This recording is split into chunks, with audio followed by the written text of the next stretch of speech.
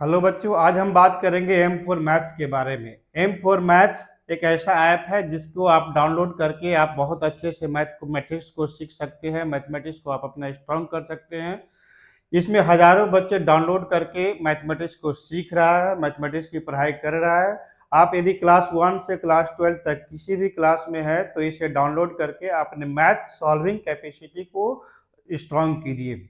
आप कभी कोचिंग जा रहे हैं, कोचिंग में मैथमेटिक्स को समझने में प्रॉब्लम हो रहा है। कभी कभी होता है कि टीचर समझा देते हैं, अच्छे से सुन नहीं पाया, अच्छे से लिख नहीं पाया, तो मैथमेटिक्स समझने में प्रॉब्लम होता है। फिर बाद में धीरे धीरे यही प्रॉब्लम बड़ा होना शुरू हो जाता है। कहीं हम ट्यूशन पढ़ रहे होते हैं, ट्यूशन से हमको मैथमेटिक्स समझ में नहीं आ पा रहा है।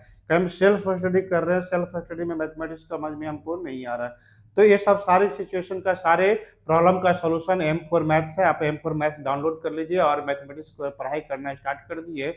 आपको कोर्स फी मात्र 1500 रुपया है। 1500 रुपया में आप किसी कोर्स को परचेज कीजिए और अपने लेवल के अनुसार से पढ़ाई स्टार्ट कर दीजिए। देखिए, आजकल हम लोग समझते हैं कि मैथमेटिक्स को पैटर्न पे सॉल्व कर लेते हैं या ट्रिक से क्वेश्चन सॉल्व कर लेते हैं तो मैथमेटिक्स मेरा सॉल्व हो गया। लेकिन इससे क्या होता है कि मैथमेटिक्स को जहाँ भी पैटर्न पे सॉल्व किए या ट्रिक से सॉल्व किया, इसके थ्रू अगर हमारे टीचर 50 क्वेश्चन सॉल्व करवा दे देते हैं और कॉपी पे हम लिख के घर पे जाते हैं, फिर कॉपी देखते हैं, यहाँ तक तो सही है, लेकिन जैसे ही नया क्वेश्चन सॉल्व करने के लिए बैठते हैं तो क्वेश्चन सॉल्व नहीं हो पाता है। क्योंकि हमने सिर्फ पैटर्न पे सीखा, हमने ट्रिक से सीखा, लॉजिक से तो लगाए ही नहीं। तो नया क्वेश्चंस में लॉजिक लगाने में प्रॉब्लम होगा, फिर वो क्वेश्चंस नहीं होगा। मैथमेटिक्स सीखने का मतलब होता है कि खुद से सॉल्व होना। यहाँ तक कि टीचर 50 क्वेश्चन कर दिए और उसे हम कॉपी पे जाके लिख के आ गए, ये मैथमेटिक्स सीखने का तरीका नहीं है। मैथमेटिक्स सीखने का तरीका है 10 क्वेश्चन या 15 क्वेश्चन लिख करें, लेकिन वो खुद से सॉल्व होना चाहिए। हम यहाँ पे एम फॉर मैथमेटिक्स में यही फोकस करते हैं कि बच्चों को कैसे लॉजिकली क्लियर होना चाहिए, लॉजिकली सोचने के लिए बच्चा सीखे। खुद बच्चे जब सॉल्व करने के लिए एबिलिटी हो जाएगा तो ये मैथमेटिक्स, तो हम समझे कि हम मैथमेटिक्स सिखा पा रहे हैं। देखिए बच्चे, आज हम लोग समझते हैं कि मैथमेटिक्स को एक पैटर्न पे पढ़ लिए या ट्रिक से पढ़ लेते हैं तो मैथमेटिक्स मेरा सॉल्व हो गया, मैथमेटिक्स कंप्लीट हो गया। लेकिन पैटर्न से और ट्रिक से सॉल्व करने में क्या प्रॉब्लम होता है कि जैसे हमने देखा क्या कि हमारे टीचर क्लासेस में 50 क्वेश्चन 100 क्वेश्चन बोर्ड पे करवा देते हैं और कॉपी कर लिया हमने और उसको घर पे जाके सॉल्व करते हैं। तो वो कॉपी से सॉल्व कर रहे हैं, कॉपी को देख देख के लिख रहे हैं, तो चलो ठीक है, वहां तक तो समझ में आ रहा है कि कॉपी का हमें सब कुछ क्या क्या क्लास में किया था, सब बातें याद आ रहा है। लेकिन जब हम जैसे ही नया क्वेश्चंस पे आते हैं, न्यू क्वेश्चन सॉल्व करने के लिए बैठते हैं, तो पता चलता है कि हमसे कुछ सॉल्व नहीं हो रहा है। तो यहाँ पे प्रॉब्लम यही है कि हमने पढ़ा नहीं। हमने पढ़ा लेकिन पैटर्न पे पढ़ा, ट्रिक पे पढ़ा और अपने नॉलेज को एक सीमित रखा।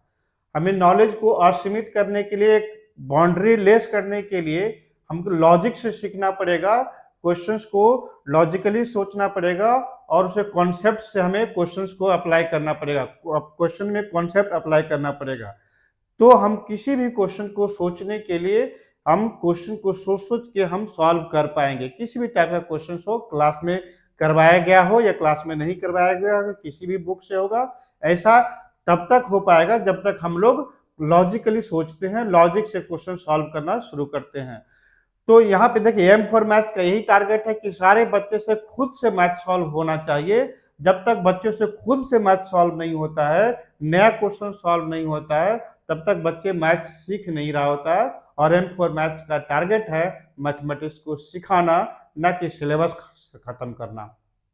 इसे समझने के लिए हम लोग पहले यहाँ पर कुछ एग्जाम्पल लेते हैं और सिलेबस लेते हैं कि क्या क्या सिलेबस पढ़ाया जाएगा, और कुछ क्वेश्चंस लेते हैं कि आपको क्वेश्चंस कुछ सॉल्व करके दिखाया जा रहा है कि कैसे आप क्वेश्चन सॉल्व करेंगे, कैसे आप लॉजिकली अच्छे से सीख पाएंगे। हम आ गए हैं क्लास 9th के सिलेबस पे। देखो, क्लास 9th का सिलेबस बोर्ड पे लिखा गया है, कौन सा टॉपिक से क्या क्या पढ़ाया जाएगा और कितना क्लासेस लगेगा। एक क्लास 9th में जो चैप्टर लिखा गया है, चैप्टर नंबर सिस्टम पढ़ाया जाएगा, अलजेब्रा पढ़ाया जाएगा, क्वाड्रेटिक इक्वेशंस पढ़ाया जाएगा और कोऑर्डिनेट ज्योमेट्री पढ़ाया जाएगा। Geometry, mensuration, statistics, arithmetic progression, trigonometry, probability और मैथमेटिकल रीजनिंग भी हम लोग पढ़ाई करेंगे। तो देखिए, इस टॉपिक में अकॉर्डिंग जो है यहाँ पे क्लास लिखा गया है, इस टॉपिक में कितना क्लासेस लगेगा। तो हमने यहाँ लिखा नंबर सिस्टम में 10 से 15 क्लासेस के बीच क्लासेस खत्म हो जाएगा। फिर अलजेब्रा में लिखा तो 8 से 12 क्लासेस के बीच में अलजेब्रा खत्म होगा। तो ये क्लासेस हमने लिखा अकॉर्डिंग टू सिलेबस। अब यहाँ पर हम आते हैं क्वेश्चंस पे।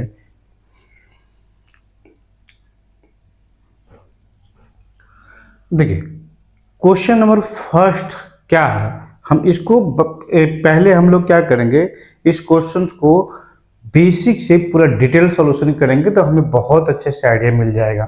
क्या करेंगे, इसमें ट्रिक कुछ नहीं करेंगे। क्या है कि a is equal to given है 3 प्लस √5/2, तो 1/a और a स्क्वायर की वैल्यू हमको मालूम करना है। तो सबसे पहले ये देखेंगे a तो पता है लेकिन 1/a पता नहीं है, तो 1/a मालूम करेंगे। तो 1/a is equal to 2/3 plus √5 हो जाएगा, रेसिप्रोकल हो जाएगा। अब यहाँ पे क्या करेंगे, हम लोग रेशनलाइज कर लेंगे। रेशनलाइज क्या होता है कि जो नीचे में प्लस साइन है तो इसका माइनस साइन देके 3 माइनस √5/3 माइनस √5, मतलब 3 माइनस √5 से मल्टीप्लाई भी किया और 3 माइनस √5 से डिवाइड भी कर दी। सेम नंबर से मल्टीप्लाई किए और सेम नंबर से डिवाइड कर दी। तो इसमें ऐसा करने से क्या होगा, तो 2 इंटू 3 माइनस √5। अब यहाँ पर करेंगे a प्लस बी। देखो यहाँ पे हमने क्या यूज कर रहे हैं, या तो दोनों हम लोग क्या करेंगे डायरेक्टली मल्टीप्लाई कर देंगे 3 माइनस √5 और इंटू 3 प्लस √5।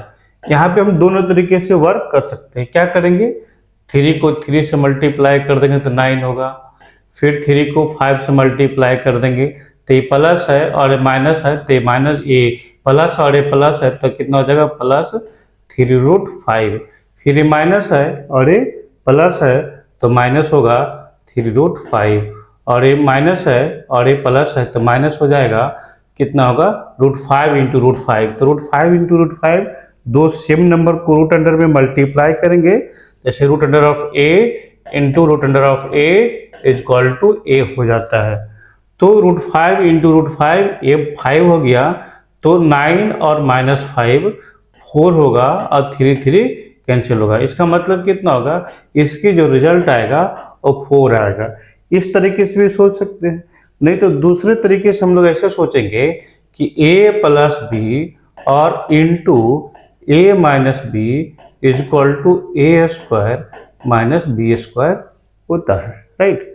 तो यहाँ पे देखो क्या होगा, a प्लस 3 प्लस √5, पहले हम दो मल्टीपल को आगे पीछे किसी को लिख सकते हैं 3 माइनस √5। अब यहाँ पर देखेंगे a के जगह पर 3 को बोलेंगे और b के जगह पर रूट अंडर 5 को बोलेंगे, तो यहाँ पे क्या लिख सकते हैं a स्क्वायर मतलब 3 square minus √5 square, √5 square, 3 square 9 होगा, √5 का स्क्वायर का मतलब कितना हो जाएगा, √5 मतलब सेम नंबर को 2 बार मल्टीप्लाई किया, √5 का स्क्वायर तो 5 होगा, तो 9 माइनस 4। तो दोनों तरीके से हम लोग इसे 3 माइनस √5 इंटू 3 प्लस √5 कर सकते हैं। तो 3 माइनस √5 इंटू 3 प्लस √5 की वैल्यू यहाँ पे डायरेक्ट लिख देते हैं 4 को 2 से कट कैंसिल हो जाएगा।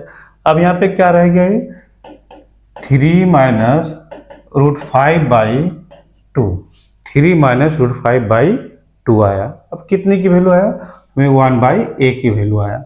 अब हमें यहाँ पर देखना, मालूम क्या करना है, मालूम करना हमें a square plus 1/a square. अब देखो a स्क्वायर निकालेंगे, a square plus 1/a square is equal to, अब यहाँ पर से कैसे निकाल सकते हैं इजी तरीके से निकालने के लिए, तो यहाँ पे फिर से देखेंगे formula a square plus b square plus 2ab is equal to लिखते हैं हम लोग a plus b whole square, ऐसा होता है।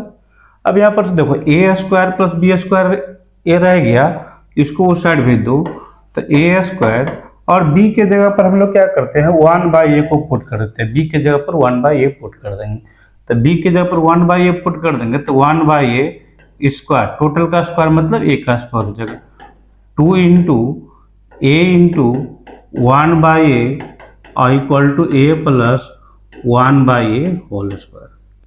तो ए कैंसिल हो गया, तो क्या रहा A square plus one by A square equal to, two two ये है तो हम राइट साइड सेंड कर देते हैं, तो that is A plus one by A whole square minus to.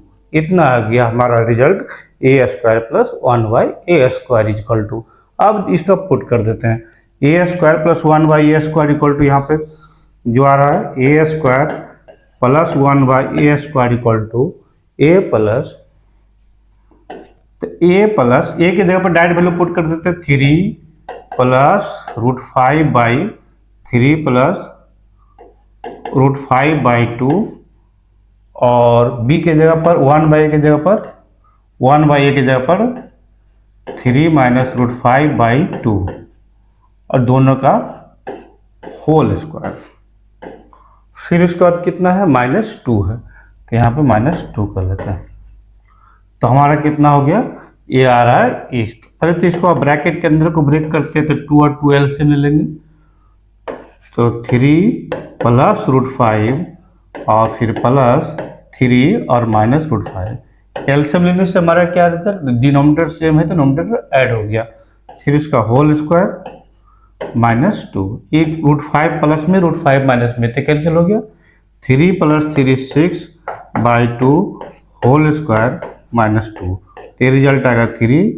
Three का स्क्वायर कितना होगा, यहाँ पर देखो थ्री स्क्वायर मतलब थ्री ब्रैकेट के अंदर है, कट कैंसिल होने के बाद इसलिए लिखते हैं थ्री स्क्वायर माइनस टू, तो थ्री का स्क्वायर नाइन हो गया और माइनस टू, तो नाइन माइनस टू ए सेवन हो जाएगा।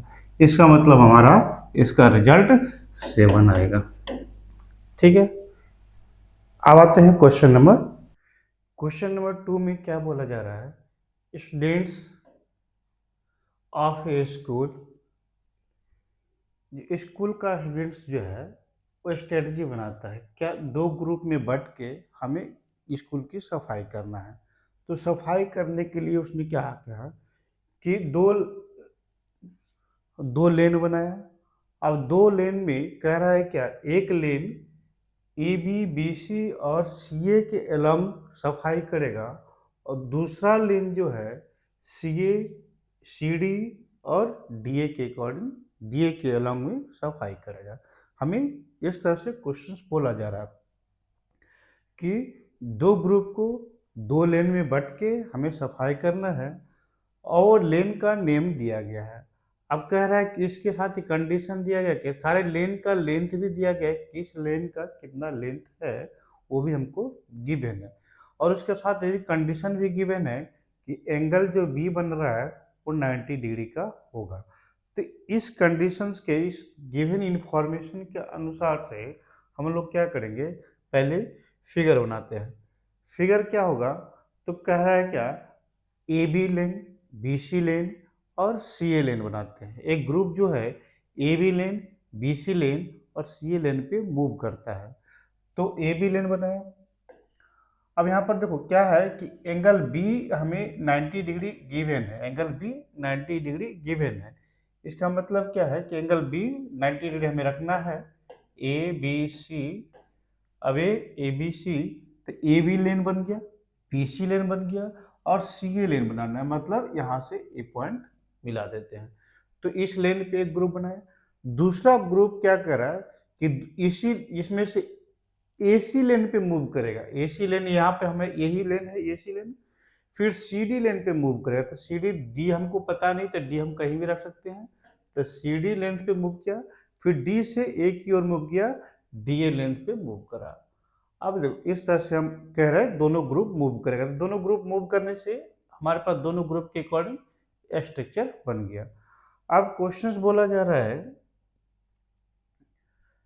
कि जो एक ट्रायंगल बना, जो इनक्लोज पार्ट बना, उस इनक्लोज पार्ट्स का हमें एरिया निकालना है।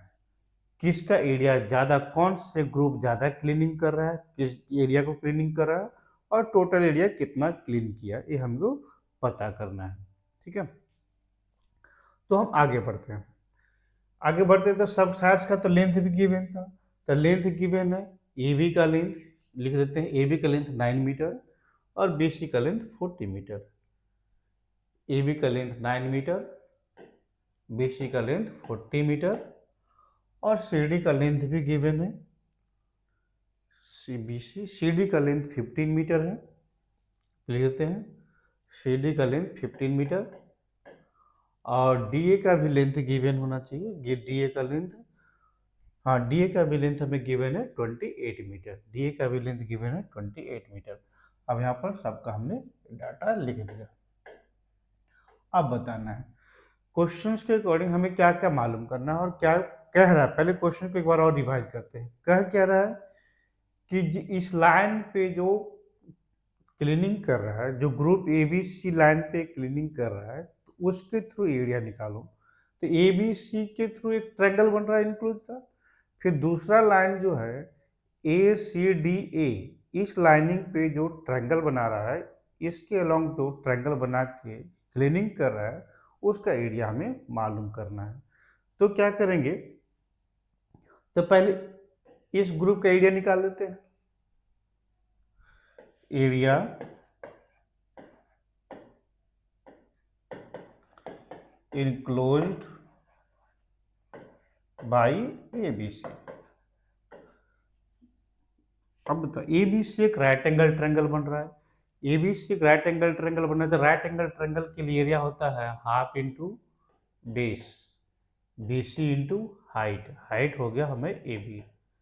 तो फॉर्मूला लिख लेंगे half into base AB, AB के जगह पर तुमको पता है 9 मीटर दिया गया है और अच्छा बेस BC, BC की जगह पर 40, AB की जगह पर 9, तो यहाँ पर हम 40 मीटर लिख लिए। अब यहाँ पे क्या करेंगे हम लोग, अब इसके बाद क्या करेंगे, दोनों को मल्टीप्लाई करके एक आ गया 20 मीटर, तो 9, अब यहाँ पर नंबर को मल्टीप्लाई करते 9 टू 80। अब यहाँ पर मीटर को मीटर के साथ मल्टीप्लाई करेंगे तो मीटर स्क्वायर तो कहीं लिखते हैं, मीटर स्क्वायर लिखना गलत है, हम लोग स्क्वायर मीटर लिखते हैं, स्क्वायर मीटर। कहीं कहीं अगर इस तरह से लिखा है तो ये हम लोग आजकल लिखने के प्रचलन में चल गया है, लेकिन ये गलत लिखते हैं, ये ऐसा नहीं लिखा जाता है। Square metre enclose by triangle ABC। अब यहाँ पर से देखते हैं क्या कि अब दूसरा ट्रायंगल है। अब दूसरा ट्रायंगल के लिए हमारे पास कोई ऐसा पार्टिकुलर ट्रायंगल का कुछ स्ट्रक्चर नहीं दिख रहा है कि किस टाइप का ये ट्रायंगल है, ऐसा कुछ हमें आइडिया नहीं दिख रहा है। तो इस टाइप का ट्रायंगल का आइडिया नहीं पता चल रहा है, तो एरिया निकालने के लिए सबसे सटीक तरीका होता है क्या, हीरोइंस फार्मूला। चलिए हीरोइंस फार्मूला के लिए हमें एक चीज, तीनों साइड्स का लेंथ पता होना चाहिए था। यहाँ पर तीनों साइड्स का लेंथ AB से AC, CD और DA। तो एरिया ऑफ ट्रायंगल ACD के लिए हमें AC लेंथ भी पता होना चाहिए था। तो AC लेंथ पता होने के लिए अब क्या करेंगे, AC लेंथ तो हमें पता नहीं है, तो AC लेंथ पता होने के लिए देखेंगे ABC एक राइट एंगल ट्रायंगल बन रहा है, ABC राइट एंगल ट्रायंगल बन रहा है, तो पाइथागोरस थ्योरम फॉलो कर देंगे। AC हाइपोटेनस हो रहा है, BC बेस हो रहा है और AB हाइट हो रहा है। तो AC जो हाइपोटेनस हो रहा है, तो AC का square is equal to BC का स्क्वायर प्लस AB का स्क्वायर, हम लोग लिख सकते हैं सर BC के स्क्वायर प्लस AB स्क्वायर। अब AC BC की जगह पर लिखेंगे 40 मीटर स्क्वायर, स्क्वायर मीटर या मीटर स्क्वायर, यहाँ पर क्या करेंगे 40 मीटर स्क्वायर। फिर AB की जगह पर लिखेंगे 9 metre square, that is A, आप क्या कर देंगे 1600 स्क्वायर मीटर और 81 स्क्वायर मीटर। यहाँ पे स्क्वायर मीटर, मीटर में स्क्वायर नहीं लिखते हैं, मीटर स्क्वायर होगा, लेकिन यहाँ पे चलो लिखा हमने।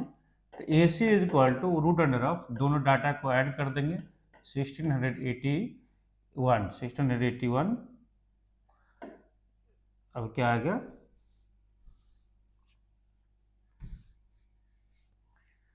रूट, दोनों डाटा रूट के अंदर हो गया, अभी रूट के बाहर हो गया तो मीटर लिख देते हैं, इसे हम लोग लिख देंगे मीटर।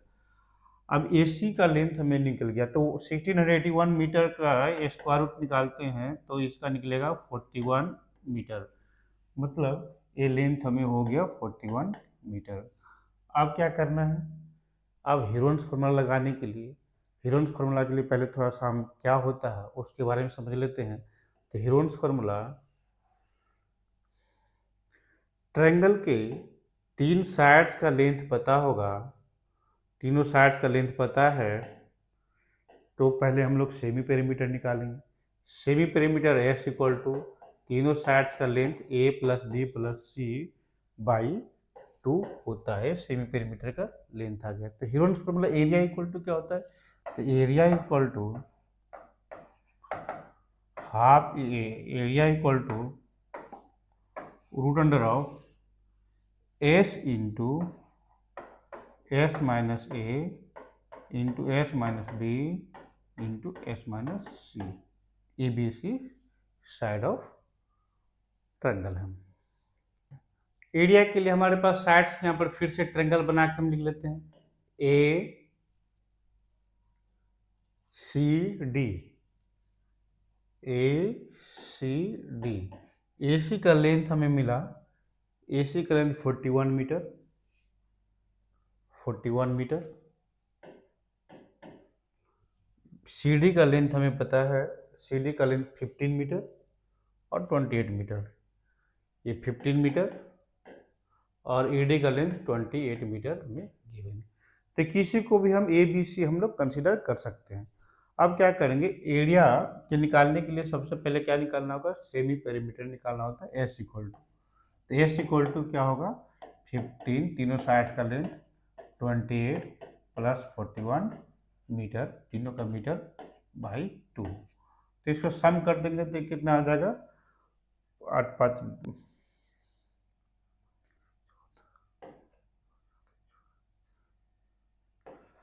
54/2 42, एस इक्वल टू 42 आया। अब एरिया इक्वल टू क्या आएगा, तो एरिया इक्वल टू यही लिख देते हैं, area equal to S into S minus A, S into S के जगह 42 इंटू 42 माइनस ए, एक साइड 41 हट रहा है, into S minus B, 42 minus B और इंटू 42 माइनस सी। अब इसे सिंप्लीफाई कर देते हैं, तो 42 इसे 1 और इसमें से सब्ट्रैक्ट कर देंगे तो रिजल्ट आ जाएगा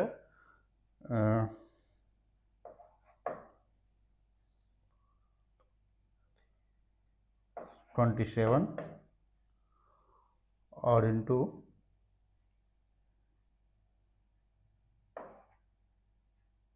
14। अब यहाँ पर क्या आ गया 14 मीटर स्क्वायर मीटर, इससे लिखेंगे स्क्वायर मीटर। अब क्या हो रहा है कि इसे रूट के बाहर निकाल लेते हैं, रूट के बाहर निकालेंगे जो हमारा एरिया निकलेगा, तो एरिया इक्वल टू आएगा 7×42, 7 इंटू 6, 6 को भी 2 इंटू 3 लिखेंगे, इंटू 42 का फैक्टर किया, 27 को करेंगे 9 3 27, तो 93 इंटू 14 को करेंगे 2 इंटू 7 स्क्वायर मीटर। अब क्या लिखेंगे, 7 7 एक बाहर हो गया, 2 2 एक बाहर हो गया, 3 एक पेयर होने से एक बाहर हो गया, 9 का स्क्वायर रूट 3 होगा स्क्वायर मीटर। अब रह गया कितना, आ गया 3 6 4 12, 6 12, 126 स्क्वायर मीटर, ये आया हमारा एरिया। अब पूछा जा रहा है कंपेयर करना है कि कौन सा ग्रुप ज़्यादा क्लीनिंग किया।